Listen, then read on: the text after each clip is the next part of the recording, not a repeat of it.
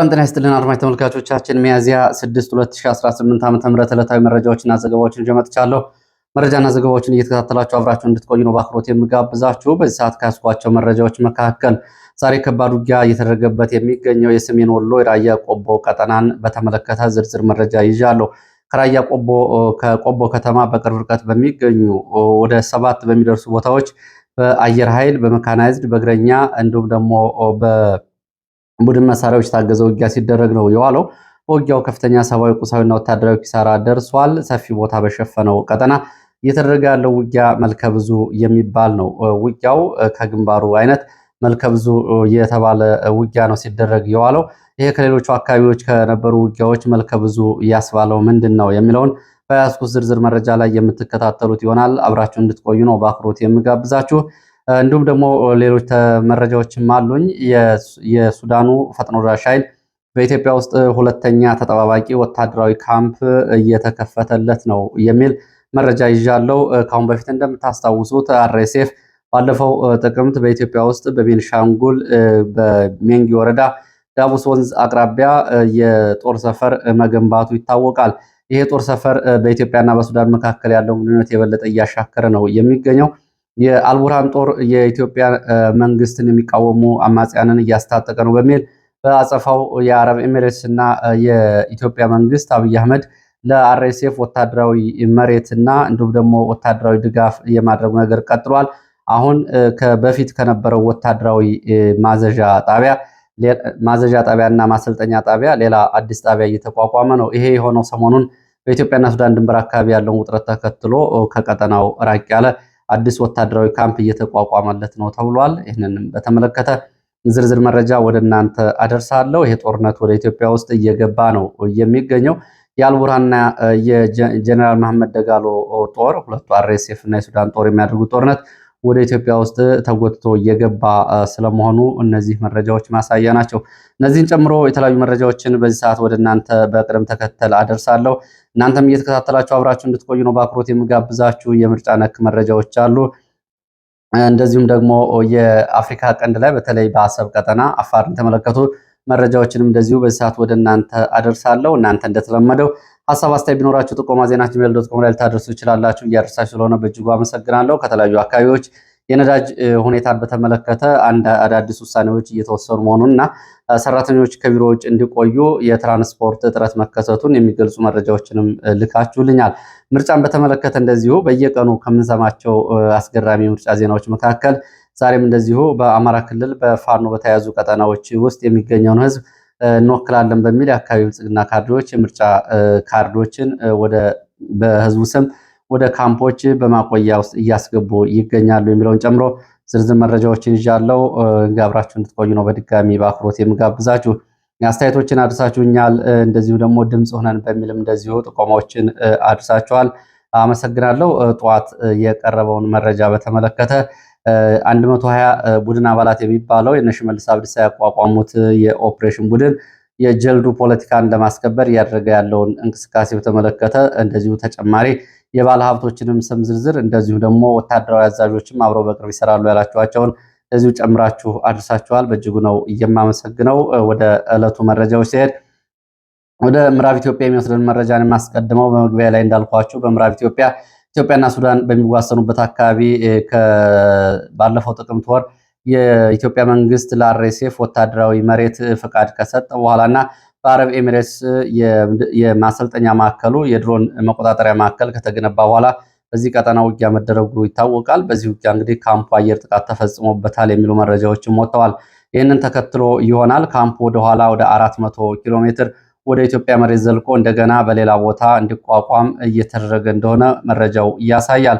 የሱዳን ፈጥኖ ደራሽ ጦር ሁለተኛ ካምፕ እየተቋቋመለት እንደሆነ የሚገልጸው የመረጃ ምንጮቹ እንዳጋለጡት የሱዳን ፈጥኖ ደራሽ ኃይል አርኤስኤፍ በኢትዮጵያ ውስጥ ሁለተኛ ወታደራዊ ካምፕ ተፈቅዶለት ወታደራዊ ስልጠና እና የጦር መሳሪያ ማዕከላትን እንዲሁም ደግሞ ስልጠናዎችን ሊጀምር እንደሆነ ተገልጿል። ከዚህ በፊት በቤንሻንጉል ክልል ሜንጊ ወረዳ ዳቦስ ወንዝ አቅራቢያ ካምፕ የተቋቋመለት አርኤስኤፍ አሁን ሌላ ግዙፍ ወታደራዊ ካምፕ በሁለተኛ አገልግሎት እንዲሰጥ ተፈቅዶለታል። ተሽከርካሪዎችና ወታደሮች ወደ ቦታው እየተጓጓዙ ነው ተብሏል። አርኤስኤፍ ከቤንሻንጉል ሚንጊ ዳቦስ ወንዝ ካምፕ ለጥቃት ተጋላጭ መሆኑን ተከትሎ ተጠባባቂ ወታደራዊ ካምፕ ያስፈልገዋል በሚል ነው በኦሮሚያ ክልል ምስራቅ ወለጋ ዞን ደዴሳ ልዩ ስሙ ገሎ ተብሎ በሚጠራ ቦታ አዲስ ወታደራዊ ካምፕ እየተቋቋመለት የሚገኘው። ብዙዎቻችሁ ታውቁታላችሁ። ደዴሳ የሚባለውን እንግዲህ በ1997 በአዲስ አበባ የነበረውን ምርጫ ተከትሎ በህወሓት ኢህአዴግ በርካታ ዜጎች ታፍሰው ከአዲስ አበባ የቅንጅት ደጋፊ ናቸው በሚል ወደዚህ ተወስደዋል። ከዛ በፊት ወታደራዊ ማሰልጠኛ ነበር።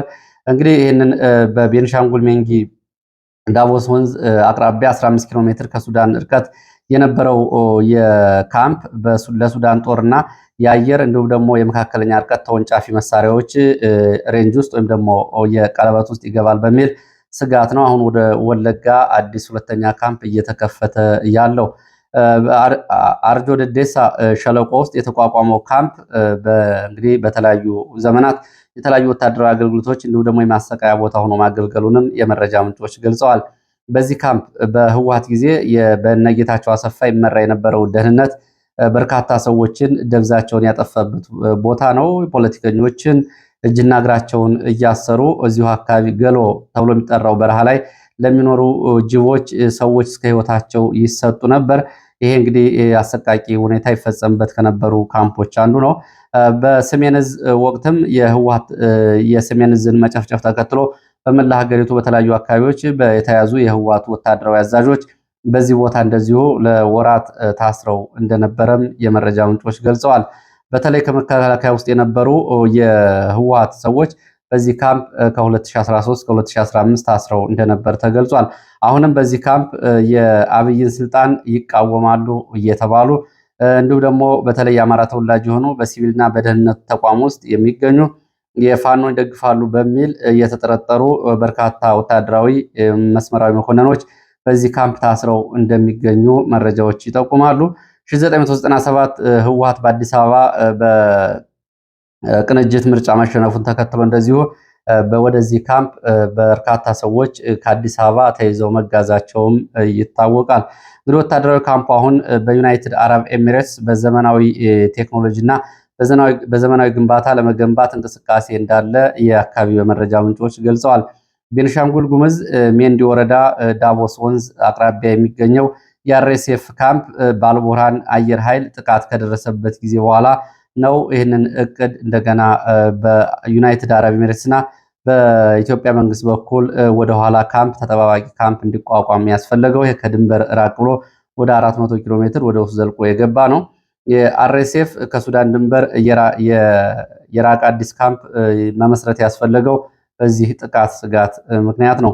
አልቡርሃን ወደዚህ የአርኤስኤፍ ጦር ካምፕ ወደሚገኝበት የሜንጊ ወረዳ ወደ ኩርሙክ በሁለት አቅጣጫ ኃይል እያስጠጋ መሆኑን ከሁለት ቀናት በፊት የወጡ መረጃዎች ያሳያሉ። ከነዚህ መካከል በቤንሻንጉል ክልል አሶሳ ዞን ኡራ ወረዳ የሰላምና ደህንነት ኃላፊ ሆነው አሁን የቤኒን ወይም ደግሞ የቤንሻንጉል ነጻነት ንቅናቄን የተቀላቀለው ሰው የሱዳንን ጦር እየመራ ወደ ኢትዮጵያ ድንበር ሸርቆሌና ሚዚንግ ተብሎ ወደሚጠሩ አካባቢዎች እያስጠጋ መሆኑ ይታወቃል። ይህንን ተከትሎ እንግዲህ በዚሁ በኩርሙክ ከተማ እና አጎቤላ ተብሎ በሚጠሩ ከተሞች አሁንም የአርኤስኤፍ ኃይል ኩርሙክንና አካባቢውን ተቆጣጥሮ ይገኛል።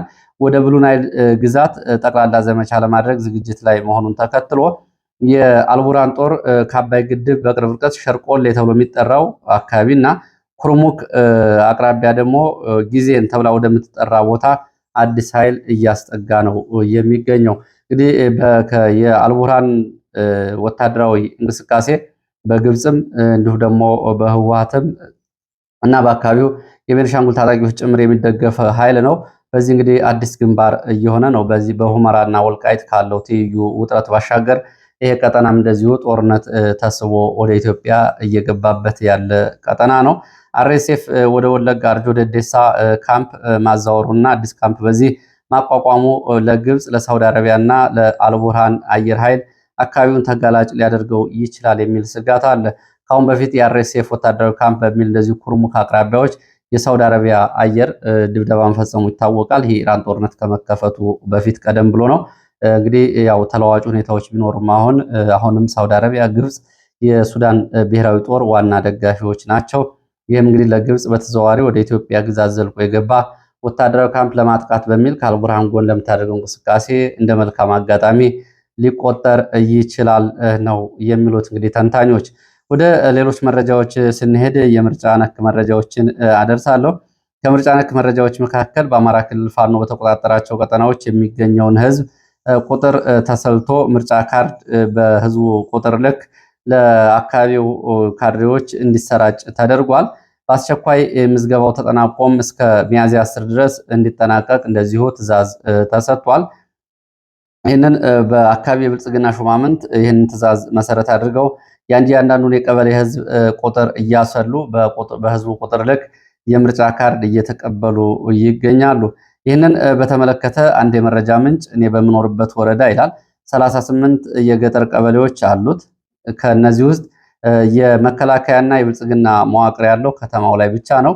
ስለዚህ የሁሉም ገጠር አስተዳደር ወኪሎች ወረዳው ላይ መጥተው በህዝባቸው ቁጥር ልክ የምርጫ ካርድ እንዲወስዱ ተደርጓል። የምርጫ ካርዱን ፈርመው ከወሰዱ በኋላ ደግሞ ለምርጫ ካርዱ ደህንነት ሲባል የምርጫ ካርዱ በሚሊሻ በአድማ ብተናና እንዲሁም ደግሞ በመከላከያ ካምፖች እንዲቀመጥ ተብሏል። ይሄም እንግዲህ ለደህንነቱ ሲባል ነው። የምርጫ ጊዜ ሲደርስ እንግዲህ እነዚሁ ካድሬዎች እንወክለዋለን ያሉትን ህዝብ የ38 ቀበሌ ገጠር ህዝብ ወክለው በምርጫ ኮሮጆ ፊርማ አስቀምጠው ያው ተመልሶ ይቆጠራል ማለት ነው። እንግዲህ ከምርጫው አስቂኝ ባህሪያት አንዱ ይሄ ነው። በሌላ ቦታ ደግሞ እንደዚሁ ምርጫ ህዝብ እየወሰደ ነው፣ ካርድ እየተመዘገበ ነው በሚል አንዳንድ የሚሊሻ አባላት እንደዚሁ ካርድ ይዘው በሚዲያዎች እንዲታዩና የአካባቢው የማህበራዊ ሚዲያ የብልጽግና የመዋቅርና የሚዲያ ሰራዊቱ ይህን እንዲያስተጋባም አቅጣጫ ተሰጥቷል። ያው ምርጫ ካርድ እየተሰራጨ አይደለም ከሚለው አንጻር ሌላው ነዳጅን በተመለከተ ነው። ነዳጅን በተመለከተ እንደዚሁ እጥረቱ ተባብሶ መቀጠሉ ነው የታወቀው። የነዳጅ እጥረት ተባብሶ መቀጠሉን ተከትሎ በአዲስ አበባ የሚገኙ የግልና የመንግስት ሰራተኞች የዓመት እረፍት እንዲወስዱና እረፍት እንዲወጡ ማስታወቂያዎች ወይም ደግሞ ግፊቶች እየተደረጉ ነው። ወደ ቢሮ ሰራተኞች ለመመላለስ የትራንስፖርት የነዳጅ እጥረት ስላለ ሰራተኞች ያልተጠቀሙበትን የዓመት እረፍትና እንዲሁም ደግሞ ወደፊት የሚጠቀሙበትን የዓመት እረፍት አሁን ይዘው እንዲወጡ እየተደረገ እንደሆነ ተገልጿል። ከዚህ ጋር በተያያዘ በቤኒሻንጉል በአሶሳ ከተማ ነዳጅ 2500 ብር በሊትር እየተሸጠ እንደሆነ 1 ሊትር ነዳጅ ነው እየተሸጠ እንደሆነ ለማወቅ ተችሏል። ይህ እንግዲህ አንድ በርሜል ነዳጅ ከሚሸጥበት ዋጋ ጋር የሚስተካከል ዋጋ ነው ማለት ይቻላል። እንግዲህ 1 ሊትር ነዳጅ እየተሸጠ ያለው ሁኔታ በዓለም አቀፍ ደረጃ እንግዲህ የኢራንና የአሜሪካ ስምምነት መክሸፉን ተከትሎ ነዳጅ ዋጋው እንደገና ጨምሮ 1 በርሜል ድፍድፍ ነዳጅ $100 በላይ እየተሸጠ ነው የሚገኘው። ሌላው መረጃችን ወደ ምስራቅ ጎጃም የሚወስደን ነው። በምስራቅ ጎጃም በሸበል በረንታ ወረዳ የድዋ ከተማ አባትና ልጅ በሚሊሻ መረሸናቸው ታውቋል። በአሰቃቂ ሁኔታ ነው የተገደሉት። የድዋ ከተማ ሸበል በረንታ ወረዳ ኗሪ የሆነችውን ፈንታዬ ባቡንና አባቷን አቶ ባቡን የገደለው ሚሊሻ እንግዲህ ምክንያቱ የወሲብ ጥያቄ አቅርቦ ምላሽ ባለማግኘቱ ልጅቱንና አባቷን ገድሏል። እንግዲህ የመንግስት ሚሊሻ ነኝ በሚል ነው ይሄን ግድያ የፈጸመው። በኋላ ይሄ ሚሊሻ በመከላከያ መረሸኑንም እንደዚሁ ደግሞ አስከሬኑም ህዝብ እንዲያየው መንገድ ላይ መውደቁን የመረጃ ምንጮች ገልጸዋል። የሚሊሻ አባላት በየአካባቢው የሚያደርጉት ይሄ ነው። በነገራችን ላይ በአማራ ክልል ጦርነት ከተጀመረ በኋላ የተላላፊ በሽታዎች ስርጭት እጅግ መጨመሩን በርካታ ልጆች ለዚሁ ለወታደሮች የወሲብ አገልግሎት እንዲሰጡ ግዳጅ እንደሚፈጸምባቸው አካባቢያቸውንም ለቀው የተፈናቀሉ በርካቶች መሆናቸው እንዲሁ ደግሞ ትምህርት መዘጋቱን ተከትሎ በርካታ ታዳጊዎች እንደዚሁ በገጠር ጋብቻ ውስጥ እንዲገቡ መደረጉን የሚያሳዩ በርካታ ማህበራዊ ቀውሶች ናቸው ያሉት። ሌላው እዚሁ ምስራቅ ጎጃም ደብረ ማርቆስ ከተማ እና ከተማ ዙሪያ ባለፉት ቀናት በተፈጸሙ ጥቃቶች በከተማ ውስጥ በሚሊሻና በአድማ ብተና አባላት ተከታታይ ጉዳት መድረሱ ይታወቃል። ፋኖ በከተማ ውስጥ በፈጸመ የቦምብ ጥቃት ጉዳቶች ደርሰዋል። ይህንን ተከትሎ የሚሊሻና የአድማ ብተና አባላት ወደ ፋኖ ተቀላቅለዋል። ባለፉት 5 ቀናት ቁጥራቸው ከ20 የሚበልጥ የአድማ ብተናና የሚሊሻ አባላት ከነ ትጥቃቸው ወደ ፋኖ መቀላቀላቸውን መረጃዎች ያሳያሉ።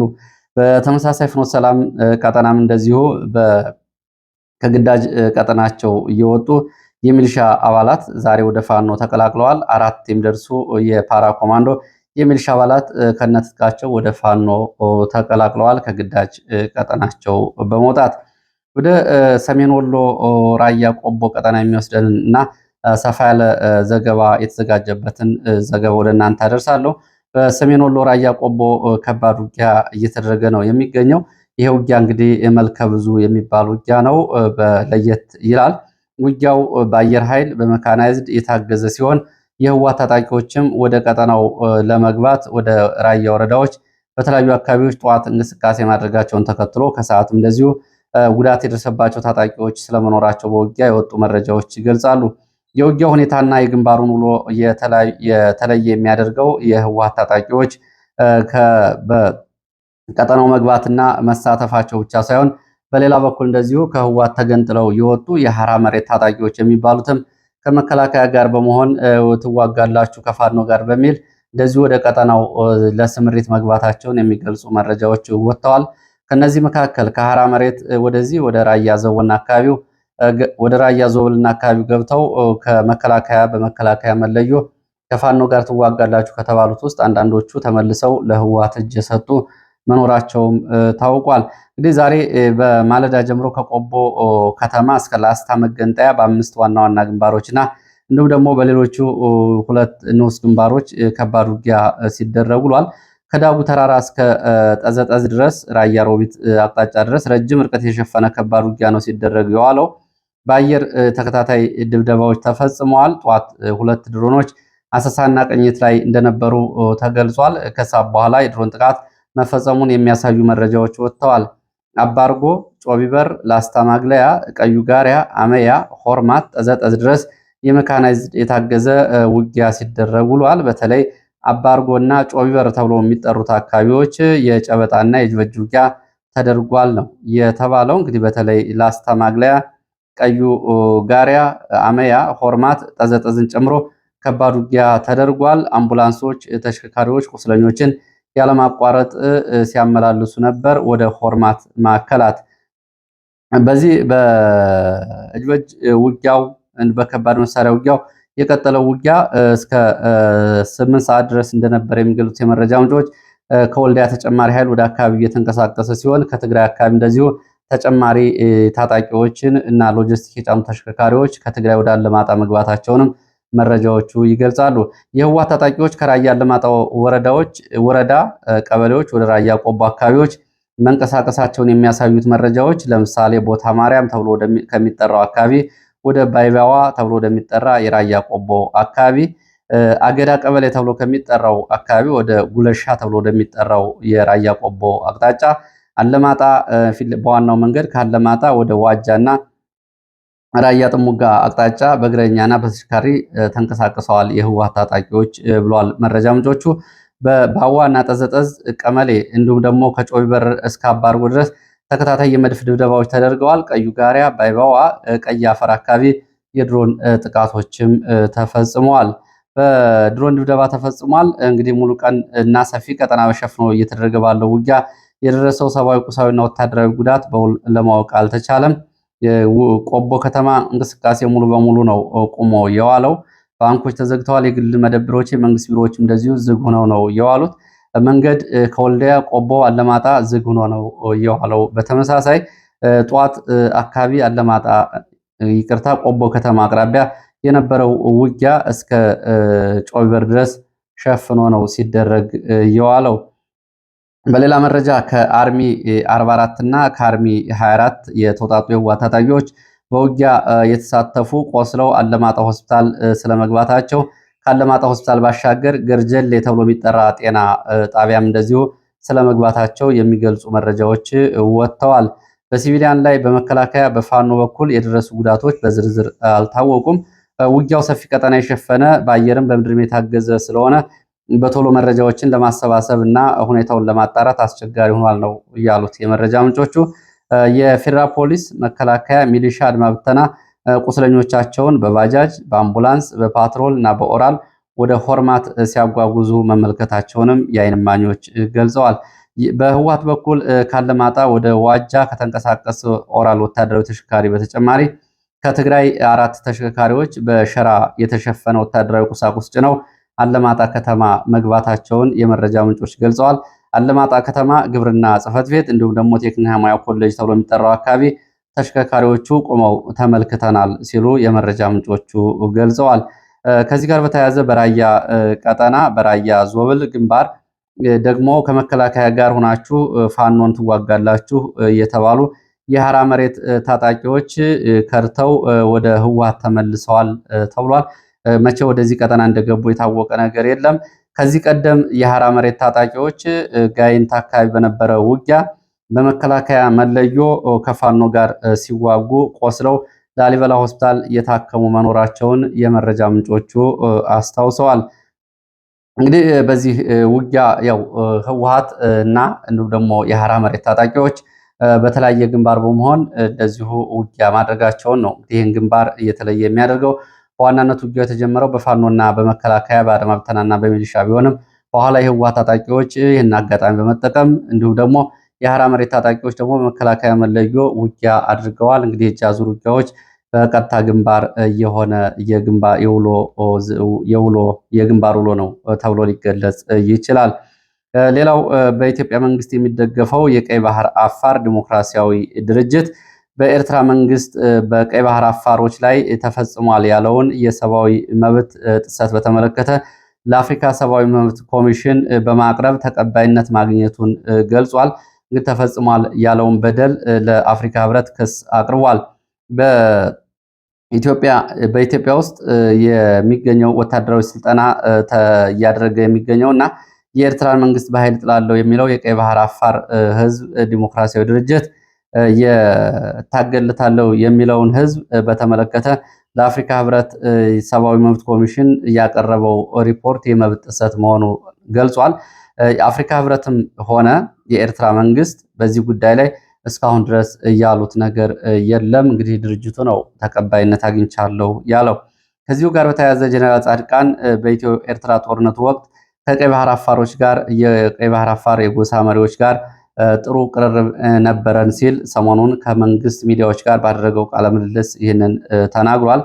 የቀይ ባህር የጎሳ መሪዎችን በተመለከተ ዛሬም አብይ አህመድ አብሮ እንዲሰራ ጀነራል ጻድቃን ምክረ ሀሳብ እየሰጠ እንደሆነም ለማወቅ ተችሏል። ጀነራል ጻድቃን ሰሞኑን ከመንግስት ሚዲያዎች ጋር ያደረገውን ቃለ ምልልስ በተመለከተ በተለይ አሰብን በተመለከተ ከኢትዮ ኤርትራ ጦርነት ጋር በተያያዘ የነበረው ሁኔታም እንደዚሁ በዝርዝር ተናግሯል። አብይ አህመድ ከትግራይ የቀድሞ ፖለቲከኞችና ወታደራዊ አዛዦች ከህወሓት አፈንግጠው ከወጡት መካከል እንደ ጀነራል ጻድቃንንና ጌታቸው ረዳን በፖለቲካና በወታደራዊ መንገድ የቅርብ ሰዎቹ አድርጎ ይዟል። አብይ አህመድ በእነዚህ ሰዎች ፍላጎት መሰረት ለምሳሌ በራያ ኮረም፣ ወልቃይት፣ ጠለምት አካባቢ ሊደረጉ የነበሩ ምርጫዎችን እስከ ማገድ ድረስ የደረሰው የእነዚህን ሰዎች ፍላጎትና ከነ ደብረ ጽዮን ጋር ባለው የፖለቲካ ፉክክር ውስጥ ከትግራይ የፖለቲካ ተቀባይነታቸውን እንዳያጡ በማድረግ ነው። የቅርብ ሰዎቹ አድርጎ ይዟቸዋል። እነዚህ ሰዎች ከአሁን በፊት እንግዲህ ኤርትራን በተመለከተ ሻዕቢያን በተመለከተ የነበራቸው አቋም ይታወቃል። አሁን አብይ አህመድን እያማከሩ ያሉትም ከዚህ አጠቃላይ አቋም አንጻር ነው። እንግዲህ ከህወሓት ለሁለት መሰንጠቅም በዚህ ምክንያት ተገፍተን ወጣን በሚል ነው። አሁን ይህንን አጋጣሚ አብይ አህመድ የአሰብን ጉዳይ ከፍ አድርጎ ይዞታል። የሰራነውን ስህተት እናርማለን በሚል እየተንቀሳቀሱ የሚገኙት። ለዚህ ሰዓት የነበሩ መረጃዎች እነዚህ ናቸው። ስለተከታተላችሁ በእጅጉ አመሰግናለሁ። በሌላ ተመሳሳይ መርሃ ግብር እስከምንገናኝ መልካም ጊዜ